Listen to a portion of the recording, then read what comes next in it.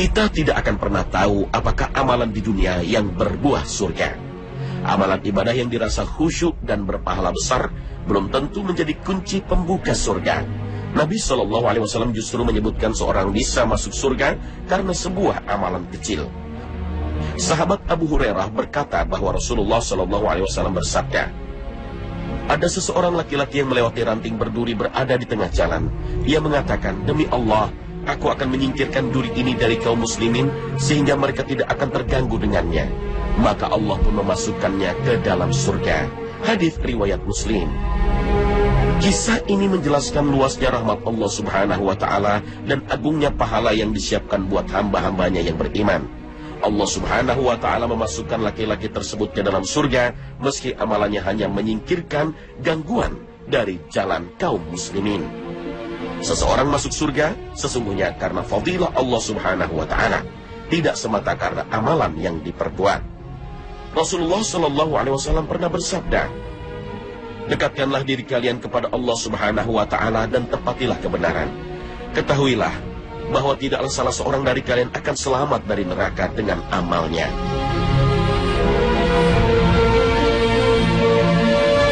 Terkait dengan faktor penentu seseorang masuk surga, Rasulullah SAW bersabda, amal seseorang tidak akan memasukkan seseorang ke dalam surga. Engkau juga tidak, wahai Rasulullah? Tanya beberapa sahabat. Beliau menjawab, aku pun tidak. Itu semua hanyalah karena karunia dan rahmat Allah. Hadis riwayat Bukhari dan Muslim. Amalan itu sendiri tidak bisa memasukkan orang ke dalam surga. Kalau bukan karena karunia dan rahmat Allah, tentu tidak akan bisa memasukinya. Bahkan adanya amalan juga karena sebab rahmat Allah bagi hambanya.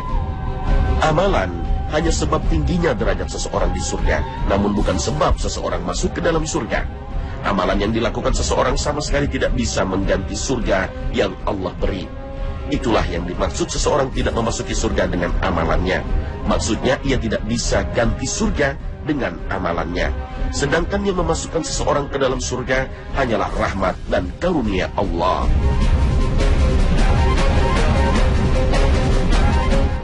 Assalamualaikum warahmatullahi wabarakatuh.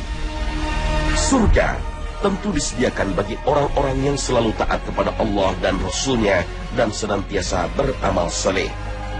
Jika demikian, tertutup kemungkinan orang yang berlaku sebaliknya. Akan tetapi faktanya ada orang yang bisa masuk surga Allah Subhanahu wa Ta'ala padahal ia tidak pernah melakukan salat dalam hidupnya. Lalu apa yang terjadi? Sebenarnya apakah yang menjamin seseorang bisa masuk surga Allah Subhanahu wa Ta'ala? Apakah amal saja yang menjamin atau ada faktor yang lain? Kisah seorang bernama Amr bin Uqais dan suku Bani Asal menarik untuk disimak. Sekalipun ia tak pernah melakukan sholat sekalipun 1 rakaat dalam hidupnya, tapi ia bisa memasuki surga Allah Subhanahu wa Ta'ala. Awalnya Amr bin Uqais termasuk orang yang sangat membenci Islam.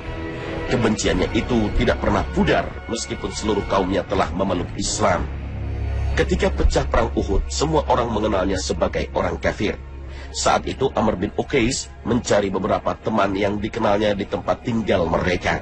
Namun dia tidak berhasil menemui para sahabatnya karena semuanya terjun ke medan perang. Lalu Amr bin Uqais bergegas kembali ke rumah, memakai baju besinya dan memacu kudanya ke arah bukit Uhud. Saat kaum muslimin melihat kedatangannya, mereka langsung menghalaunya. Wahai Amr, menjauhlah dari kami. Lalu Amr menjawab, aku telah beriman. Setelah menyatakan keimanannya, dia terus maju ke medan tempur hingga terluka parah. Ketika peperangan usai, para sahabat Rasulullah SAW mengantarkannya ke rumah keluarganya. Dan Sa'ad bin Mu'az berkata kepada saudaranya, tolong tanyakan kepada Amr, apakah dia marah dan berperang karena membela kaumnya, atau marah karena Allah Azza wa Jalla? Kemudian Amr menjawab, marah karena Allah dan Rasul-Nya. Akhirnya karena luka yang teramat parah, Amr bin Uqais radhiyallahu anhu meninggal dan masuk surga. Padahal dia tidak pernah menunaikan sholat 1 rakaat pun dalam hidupnya.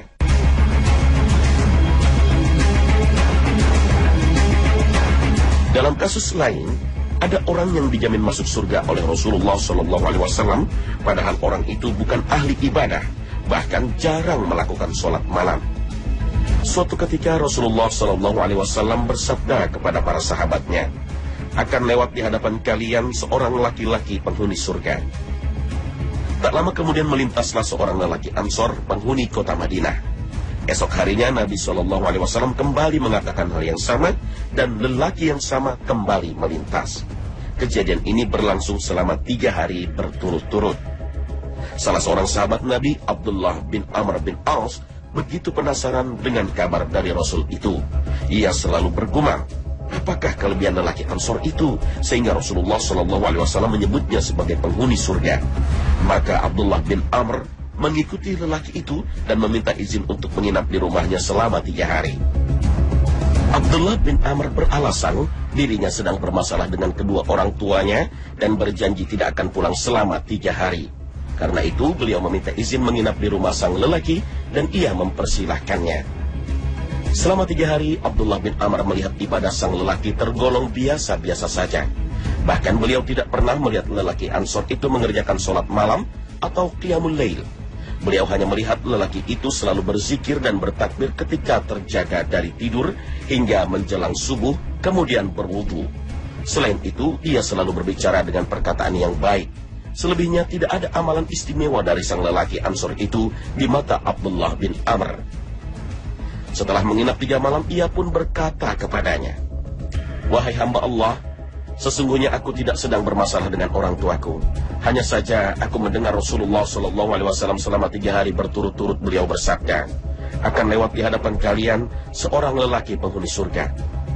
Setelah beliau bersabda, ternyata yang muncul 3 kali berturut-turut adalah engkau. Oleh karena itu, saya ingin menginap di rumahmu ini untuk mengetahui amalan apa yang engkau lakukan sehingga aku dapat mengikutinya. Sejujurnya aku tidak melihatmu mengerjakan amalan yang berpahala besar. Sebenarnya amalan apakah yang engkau kerjakan sehingga Rasulullah berkata demikian?" Kemudian lelaki Ansor itu menjawab, "Sebagaimana yang kamu lihat, aku tidak mengerjakan amalan apa-apa. Hanya saja aku tidak pernah mempunyai rasa iri kepada sesama muslim atau hasad terhadap kenikmatan yang diberikan Allah kepadanya." Lalu Abdullah bin Amr berkata, "Rupanya itulah yang menyebabkan kamu mencapai derajat itu.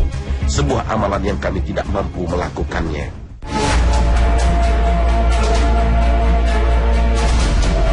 Fakta ini tentu menginspirasi kita. Kita tidak bisa menyepelekan amalan kebaikan sekalipun sangat remeh. Karena bisa jadi, hal itulah yang membuat istimewa di hadapan Allah Subhanahu wa Ta'ala. Misalnya, ada profesi yang tampak di mata orang remeh seperti muazzin. Profesi ini di masyarakat banyak dilakukan oleh marbot yang juga mengelola kebersihan masjid.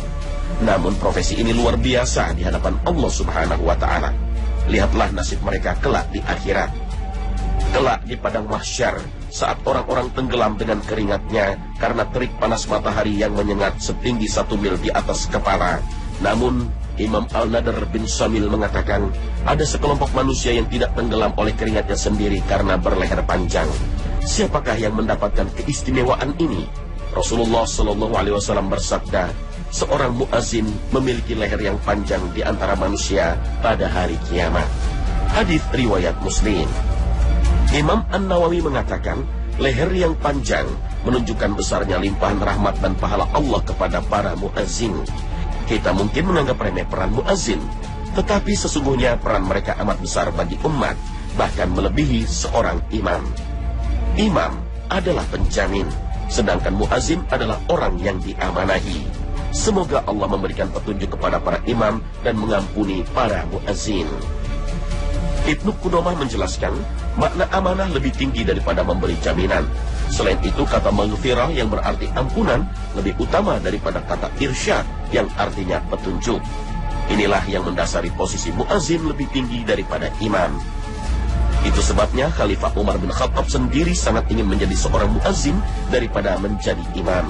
Umar mengatakan, seandainya aku bukanlah khalifah yang mesti jadi imam sholat, tentu aku akan mengumandangkan azan.